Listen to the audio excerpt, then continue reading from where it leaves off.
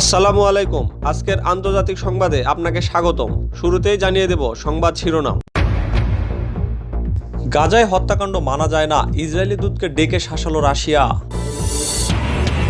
এদিকে ইসরায়েলে প্রায় 4000 ক্ষেপণাস্ত্র ছুড়েছে ফিলিস্তিনিরা। হামাসের রকেট হামলায় দৌড়ে পালাচ্ছে আতঙ্কিত ইহুদি নিরাপত্তারক্ষীরা। বিস্তারিত খবরে জানবেন ইসরায়েল ফিলিস্তিনি সংঘাত, 3 দশকে 14,000-এরও বেশি প্রাণহানি। 350টি ট্যাঙ্ক কিনছে ভারতীয় সেনাবাহিনী। ইরানের নাতানজ পরমাণু কেন্দ্রে নাশকতায় কাল হলো ইসরায়েলের। সবশেষে জানবেন উত্তরপ্রদেশের বিজেপি সরকার প্রাচীন মসজিদ গুঁড়িয়ে দেওয়ার পর বাড়ছে উত্তেজনা। সংবাদ শিরোনাম শুনলেন, এবার জানিয়ে দেব বিস্তারিত সংবাদ।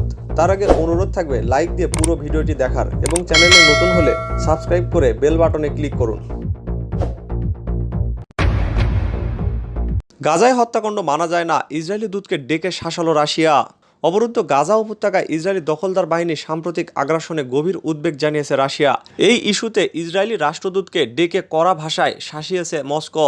গত বুধবার রাশিয়ায় নিযুক্ত ইসরায়েলি রাষ্ট্রদূত আলেকজান্ডার বেনভির সঙ্গে বৈঠক করেছেন রুশ উপপররাষ্ট্রমন্ত্রী মিখাইল বোগদানভ। এ সময় রুশ নেতা বলেন, গাজায় আর কোনো নিরীহ মানুষের প্রাণহানি মেনে নেওয়া যায় না। রুশ পররাষ্ট্র মন্ত্রণালয়ের এক বিবৃতিতে জানানো হয়েছে, ইসরায়েল ফিলিস্তিনি দ্বন্দ্ব মেটাতে সরাসরি আলোচনার আয়োজন করায় রাশিয়ার আগ্রহের কথা পুনর্ব্যক্ত করেছেন বোগদানভ। এদিকে ক্রেমলিনের মুখপাত্র দিমিত্রি পেসকভ সাংবাদিকদের জানিয়েছেন, ইসরায়েল ফিলিস্তিনি পরিস্থিতির দিকে নিবিড়ভাবে নজর রাখছে রাশিয়া। সেখানে সাম্প্রতিক উত্তেজনা কমানোর চেষ্টা করছে মস্কো। তিনি বলেন, আমরা সহিংসতায় সব পক্ষকে সংযমের আহ্বান জানাই। উভয় পক্ষই যেন নিজ নিজ বক্তব্যের মাধ্যমে আগুনে ঘি ঢালার মতো কাণ্ড না ঘটায় সে বিষয়ে সচেতন থাকার আহ্বানও জানান এই কর্মকর্তা। ইসরায়েলে প্রায় 4000 ক্ষেপণাস্ত্র ছুড়েছে ফিলিস্তিনিরা। ইহুদিবাদী ইসরায়েলের প্রধানমন্ত্রী মুখপাত্র অফির গেন্ডেলম্যান বলেছেন, ফিলিস্তিনির ইসলামী জিহাদ আন্দোলন ও হামাস ইসরায়েলে প্রায় 4000 ক্ষেপণাস্ত্র ছুড়েছে। বৃহস্পতিবার এক টুইটার বার্তায় তিনি এই তথ্য জানান। এর আগে ইসরায়েলি সেনাবাহিনীর কমান্ডার মেজর জেনারেল ওরি গর্ডিন বলেছেন, এবারের সংঘাতে তারা ফিলিস্তিনি থেকে সর্বোচ্চ হারে রকেট হামলার মুখে পড়েছে। আগে হামাস বা লেবাননের হিজবুল্লাহর সঙ্গে সংঘাতকালে ইসরায়েল লক্ষ্য করে যে হারে রকেট ও ক্ষেপণাস্ত্র ছড়া হয়েছিল, সেই তুলনায় এবার ইসরায়েল অনেক বেশি হারে রকেট হামলার মুখে পড়েছে বলে তিনি স্বীকার করেছেন। ঝাঁকে ঝাঁকে রকেট ও ক্ষেপণাস্ত্র দেখে ইসরায়েল বিস্মিত। ইসরায়েলি সেনাবাহিনীর তথ্যমতে 2019 সালের নভেম্বরে ফিলিস্তিনিদের সঙ্গে এক দফায় সংঘাতে জড়ায় ইসরায়েল। তখন 3 দিনে গাজা উপত্যকা থেকে ইসরায়েল লক্ষ্য করে মোট 570টি রকেট ছোড়ে হামাস। 2006 সালে লেবাননের ইসলামী প্রতিরোধ আন্দোলন হিজবুল্লাহর সঙ্গে যুদ্ধে জড়ায় ইসরায়েল। ইসরায়েলি পরিসংখ্যান বলছে, ওই যুদ্ধে 19 দিনে হিজবুল্লাহ প্রায় 4500 রকেট ও ক্ষেপণাস্ত্র হামলা চালায় ইসরায়েলে। হিজবুল্লাহর রকেট হামলায় তখন ইসরায়েলের জানমালের ব্যাপক ক্ষয়ক্ষতি হয়। হিজবুল্লাহর সঙ্গে এই যুদ্ধের পরই ইসরায়েল একটি নতুন ক্ষেপণাস্ত্র প্রতিরক্ষা ব্যবস্থা গড়ে তোলার ঘোষণা দেয়। ইসরায়েল প্রথম 2011 সালে আয়রন ডোম মোতায়েন করে জানায়, যে কোনো ক্ষেপণাস্ত্র ও রকেট ঠেকিয়ে দেবে এটি। তবে এবার গাজা থেকে ঝাঁকে ঝাঁকে রকেট ও ক্ষেপণাস্ত্র হামলার পরিপ্রেক্ষিতে আয়রন ডোমের দুর্বলতা পুরোপুরি স্পষ্ট হয়ে উঠেছে।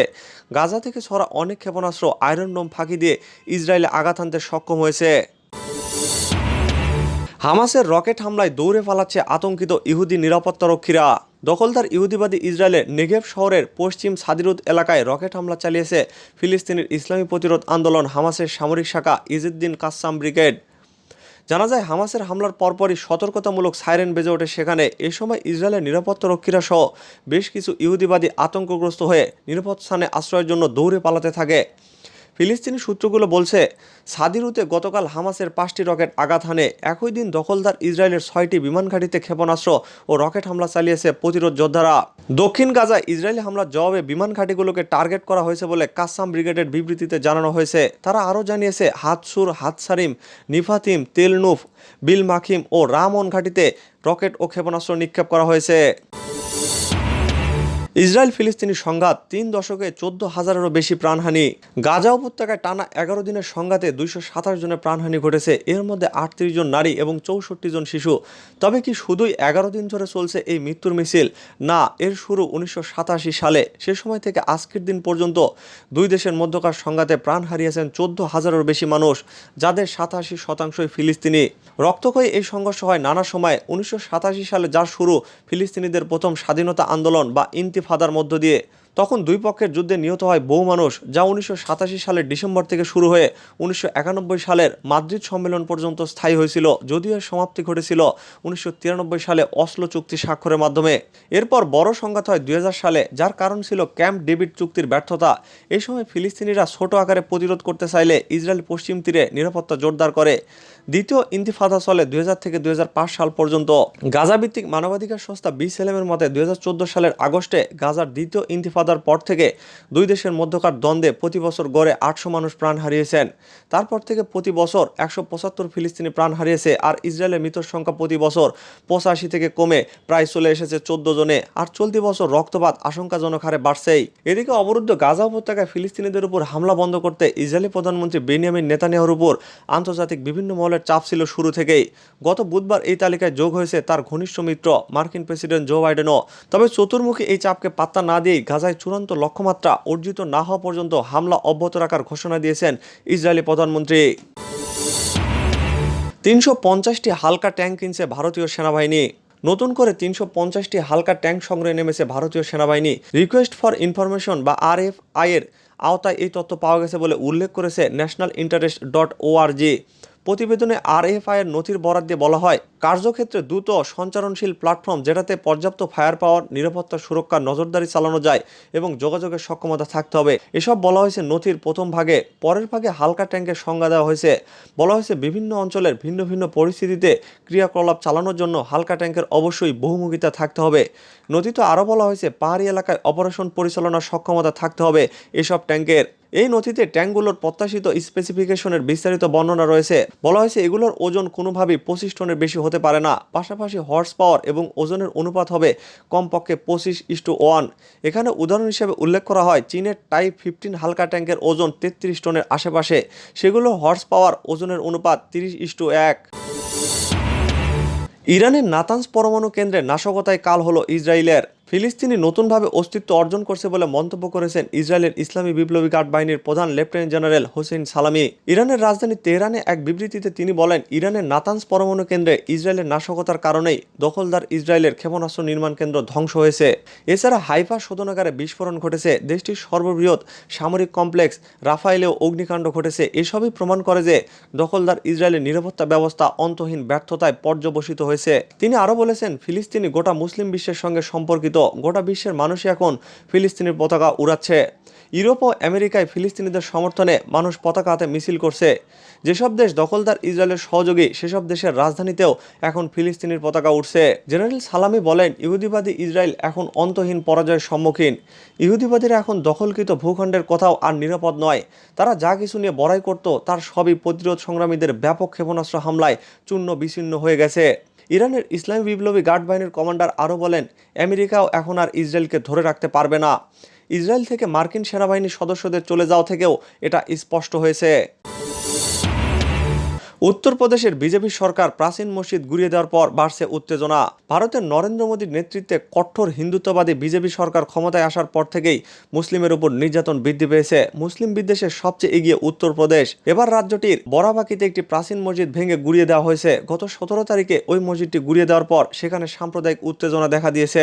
উত্তরপ্রদেশেও ক্ষমতায় রয়েছে বিজেপি। রাজ্যটির মুখ্যমন্ত্রী বিজেপির পোস্টার বয় যোগী আদিত্যনাথ ও পেশায় পুরোহিত যোগী বিভিন্ন সময় মুসলিম বিদ্বেষী বক্তব্য দিয়ে আগেও শিরোনামে এসেছেন। মসজিদটি ভাঙার বিষয়ে প্রশাসন দাবি করছে, ওই মসজিদটির কাঠামোটি অবৈধভাবে নির্মিত হয়েছিল এবং এলাহাবাদ হাইকোর্টের অনুমতি নিয়েই তারা সেই স্থাপনাটি ভেঙেছে। তবে অল ইন্ডিয়া পার্সোনাল ল বোর্ড ও সুন্নি ওয়াকফ বোর্ড এই মসজিদ ভাঙার তীব্র নিন্দা করে গোটা ঘটনার বিচার বিভাগীয় তদন্ত দাবি করেছে। বরাবাগীর স্থানীয় মুসলিমরা বলেছেন যে গত 100 বছরেরও বেশি সময় ধরে ওই মসজিদে লাগাতার নামাজ পড়া হয়ে আসছিল। মসজিদটি ভেঙে ফেলার পর মঙ্গলবার অল ইন্ডিয়া মুসলিম পার্সোনাল ল বোর্ড এক বিবৃতিতে দাবি করেছে ওই মসজিদটি নিয়ে কোনো বিতর্ক ছিল না এবং সম্পূর্ণ বেআইনিভাবে সেটি ধূলিসাৎ করা হয়েছে। সংস্থার সাধারণ সম্পাদক মৌলানা খালিদ সাইফুল্লাহ রেহমানি আরও বলেছেন, 100 বছরেরও বেশি সময় ধরে মুসলিমরা যেখানে নামাজ পড়ে আসছেন, যে বক্তব্য নিয়ে স্থানীয়দের মধ্যে কোনো দ্বিমত নেই। বরাবাকির প্রবীণ শের আলী আজন্ম এই গরিবের নওয়াজ মসজিদেই নামাজ পড়েছেন, কিন্তু গত 2 মাস ধরে তা বন্ধ হয়ে গিয়েছিল। তার হিন্দু প্রতিবেশী বেনি শর্মাও জানাচ্ছেন, সেই ছোটবেলা থেকে এখানে কখনো নামাজ পড়া বন্ধ হয়েছে বলে দেখিনি। মসজিদ কমিটির কাছে গত 60 বছর ধরে বিদ্যুতের বিল জমা দেওয়ার রসিদও রয়েছে। উত্তরপ্রদেশের রাজধানী লখনৌ থেকে মাত্র 20 মাইল দূরে পুরনো জনপদ ও জেলা শহর বরাবাকি। বরাবাগীর রামসনই ঘাটে তহসিলে উপজেলার ম্যাজিস্ট্রেটের বাসভবন লাগোয়া চত্বরেই ছিল গরিবে নওয়াজ মসজিদ, কিন্তু মাস দুয়েক আগে জেলা প্রশাসন সেখানে তালা ঝুলিয়ে দেওয়ার পর এলাকায় উত্তেজনার তীব্রতা দেখা যায়। এরপর মঙ্গলবার কর্তৃপক্ষ বিশাল বাহিনী নিয়ে এসে মসজিদের পুরো কাঠামোটি ভেঙে মাটির সঙ্গে মিশিয়ে দেয়। বরাবাগীর জেলা প্রশাসক আদর্শ সিং এরপর সংবাদ মাধ্যমকে বলেন, ওই অবৈধ স্থাপনা কেন ভেঙে ফেলা হবে না তার কারণ দেখাতে আমরা সংশ্লিষ্ট পক্ষকে নোটিশ দিয়েছিলাম গত 15ই মার্চ। তিনি বলেন, কিন্তু ওখানে বসবাসকারীরা শুনানিতে না এসে সেখান থেকে পাট গুটিয়ে চলে যান। এরপর 2রা এপ্রিল এলাহাবাদ হাইকোর্টের লখনৌ বেঞ্চের রায় প্রমাণিত হয়ে যায় যে ওই কাঠামো অবৈধ। আদালতের আদেশে কাঠামোটি ভাঙ্গা হয়েছে বলে প্রশাসন দাবি করলেও গরিবে নওয়াজ মসজিদের খাদেম রমজান আলী বলেছেন, তাদের বক্তব্য পেশ করার কোনো সুযোগই দেওয়া হয়নি। তিনি বলেন, গত 17ই মার্চ আমরা নোটিশের জবাব দিতে গেলে কাছারি তা গ্রহণ করেনি। এরপর ওরা জেসিবি এনে আমাদের মসজিদের গেট ভেঙে ওখানে রাতারাতি দেওয়াল তুলে দেয়। আইনজীবী জাফরিয়াব জিলানির মতে এই মসজিদ ভেঙে আদালতের রায়ের অবমাননা করা হয়েছে। তিনি বলেন, তারপর থেকে বলা শুরু, এটা নাকি কোনো মসজিদই নয়, অথচ আমাদের পূর্বপুরুষরা সেই কবে ব্রিটিশ আমল থেকে এই মসজিদ চালাচ্ছেন। সুন্নি ওয়াকফ বোর্ডেও এটি নথিভুক্ত, অথচ সেই মসজিদের চারপাশে ব্যারিকেড ঘিরে পুলিশ মোতায়েন করে আমাদের সেখানে ঘেঁষতে দেওয়া হচ্ছিল না। উত্তরপ্রদেশে যোগী আদিত্যনাথের নেতৃত্বে বিজেপি শাসিত রাজ্য সরকার গত 4 বছর ধরে মুসলিমদের বিরুদ্ধে একটা দৈনন্দিন সাম্প্রদায়িকতার কর্মসূচি হাতে নিয়েছে, এমন অভিযোগ বারে বারে উঠেছে। বরাবাগীর এই ঘটনাও তার সর্বশেষ দৃষ্টান্ত বলে মনে করছেন লখনৌতে সাংবাদিক মুনমুন রহমান। তিনি বিবিসিকে বলেছিলেন, যোগীর আমলে যেভাবে মুসলিমদের উপর নির্যাতনের ঘটনা বেড়েছে তা নিয়ে হাজারো প্রশ্ন উঠছে এবং এখন তারা মুসলিমদের মসজিদ ভাঙতেও একটু দ্বিধা করছে না। তিনি জানান, বরাবাগীর ঘটনায় টুইটারে অনেকেই প্রশাসনের বিরুদ্ধে প্রশ্ন তুলেছেন এবং আমরা খবর পাচ্ছি ওই এলাকায় মুসলিমদের মধ্যে তীব্র হতাশা ও ক্ষোভ তৈরি হয়েছে। পরিস্থিতি শান্ত রাখার চেষ্টায় বরাবাগীর ওই এলাকায় বিপুল সংখ্যক নিরাপত্তা বাহিনীও মোতায়েন করা হয়েছে। ওদিকে মসজিদ ভাঙার ঘটনায় বিচার বিভাগীয় তদন্ত দাবি করে সুন্নি ওয়াকফ বোর্ডও আদালতে যাওয়ার প্রস্তুতি নিচ্ছে।